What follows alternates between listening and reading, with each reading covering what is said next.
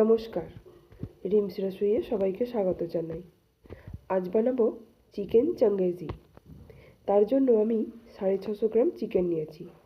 তাতে 2 টেবিল চামচ টক দই, 2 চা চামচ পাতিলেবুর রস, 2 টেবিল চামচ আদা রসুন আর কাঁচা লঙ্কার পেস্ট, 1 চা চামচ নুন, হাফ চা চামচ হলুদ গুঁড়ো, হাফ চা চামচ লঙ্কার গুঁড়ো, 1 টেবিল চামচ সর্ষের তেল দিয়ে ভালোভাবে মিশিয়ে নেব। তারপর এটাকে আধা ঘন্টার জন্য ম্যারিনেট করে রেখে দেব। এবার একটা ফ্রাইং প্যানে 1 টেবিল চামচ তেল দিয়েছি।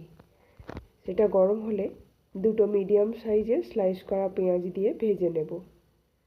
পেঁয়াজটা একটু ভাজা হলে তাতে 8-10টা কাজু দিয়ে দেব। তারপর আবারও একটু নাড়াচাড়া করে একটা টুকরো করে রাখা টমেটো দিয়ে দেব। টুকরো করা টমেটোটা দিয়ে নাড়াচাড়া করব যতক্ষণ না টমেটোটা একটু নরম হয়ে আসে। নরম হয়ে গেলে নামিয়ে নিয়ে ঠান্ডা করে একটা পেস্ট বানিয়ে নেব।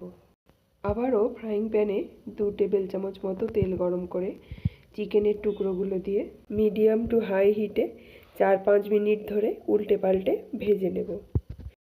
চিকেনের টুকরোগুলো লাল লাল করে ভাজা হয়ে গেলে এবার পেঁয়াজ আর কাজুর পেস্টটা দিয়ে দেব।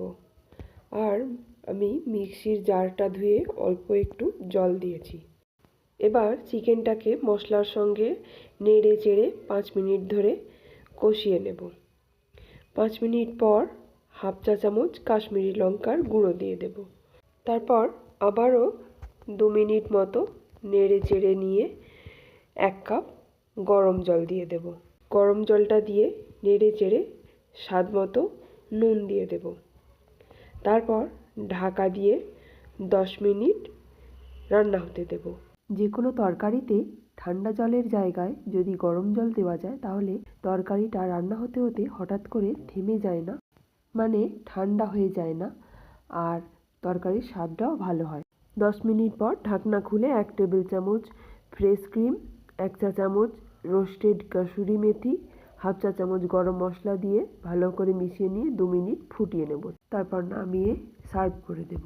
রেসিপিটি বাড়িতে অবশ্যই একবার ট্রাই করে দেখবেন। ভালো লাগলে আমার ফেসবুক পেজটি প্লিজ ফলো করে দেবেন। আর ইউটিউব থেকে যারা দেখছেন আমার চ্যানেলটি প্লিজ সাবস্ক্রাইব করে দেবেন। ধন্যবাদ।